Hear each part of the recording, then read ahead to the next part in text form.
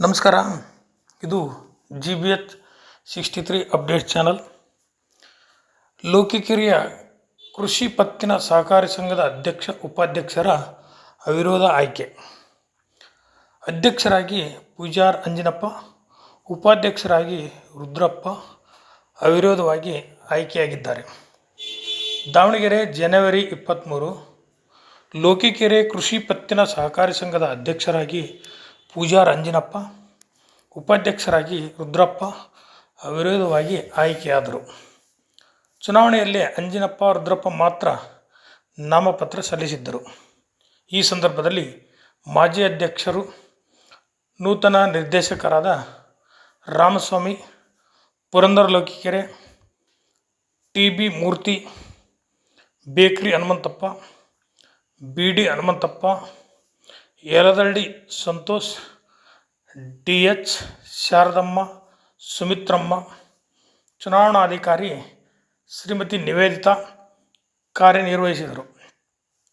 Lokikere society ಕಾರ್ಯನಿರ್ವಹಣಾಧಿಕಾರಿ ಪ್ರಸನ್ನಕುಮಾರ್, ಸಹಾಯಕ ಹಾಲೇಶ್ ಸೇರಿದಂತೆ ಗ್ರಾಮದ ಮುಖಂಡರುಗಳಾದ KN ತಿಪ್ಪೇಶ್, TH ಮೂರ್ತಿ, ಅಭಿ, ಓಬಳೇಶ್ ಅಡಿಯಪ್ಪ, ನಾಗರಾಜಪ್ಪ, ಉಮೇಶ್ ಪೂಜಾರ್, ಪರಮೇಶಪ್ಪ, ಜಗದೀಶ್ ಕುಬೇರಪ್ಪ ಮೊದಲಾದವರು ಉಪಸ್ಥಿತರಿದ್ದರು. ಇದೇ ಅವಧಿಯಲ್ಲಿ ಲೋಕಿಕೆರೆಯಲ್ಲಿ ದೇಶದ ಮೊದಲ ಅಕ್ಷರದವ್ವ ಸಾವಿತ್ರಿಬಾಯಿ ಫುಲೆ ಜಯಂತಿಯನ್ನು ಆಚರಿಸಲಾಯಿತು. ಇಲ್ಲಿನ ಸರ್ಕಾರಿ ಮಾರುತಿ ಪದವಿ ಪೂರ್ವ ಕಾಲೇಜಿನಲ್ಲಿ ತುಂಬ ವಿಶೇಷವಾಗಿ ಸಾವಿತ್ರಿಬಾಯಿ ಫುಲೆ ಜಯಂತಿಯನ್ನು ಆಚರಣೆ ಮಾಡಿ ಅವರ ಜೀವನ ಹಿನ್ನೆಲೆ ಬಗ್ಗೆ ಉಪನ್ಯಾಸ ನಡೆಯಿತು. ಕಾಲೇಜು ಪ್ರಾಂಶುಪಾಲರಾದ ಕುಮಾರಸ್ವಾಮಿ ಅಧ್ಯಕ್ಷತೆ ವಹಿಸಿದ್ದರು.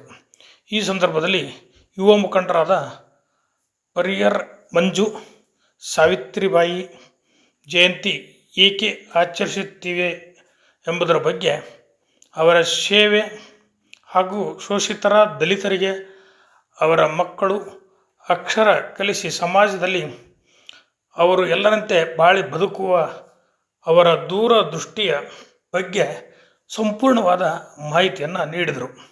ಕಾಲೇಜು ಉಪನ್ಯಾಸಕರಾದ ಅಂಜಿನಪ್ಪ, ಮಂಜುನಾಥ್, KN ರವಿಕುಮಾರ್, PC ಚಿದಾನಂದಪ್ಪ, ಬಕ್ಕೇಶ್ ಮತ್ತು ವಿದ್ಯಾರ್ಥಿಗಳು, ಗ್ರಾಮದ ಹಿರಿಯರು ಸೇರಿದಂತೆ ಮೊದಲಾದವರು ಪಾಲ್ಗೊಂಡಿದ್ದರು.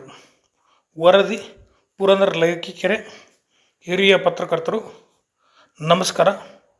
ಇದು ನಿಮ್ಮ GBH63 ಅಪ್ಡೇಟ್ ಚಾನಲ್.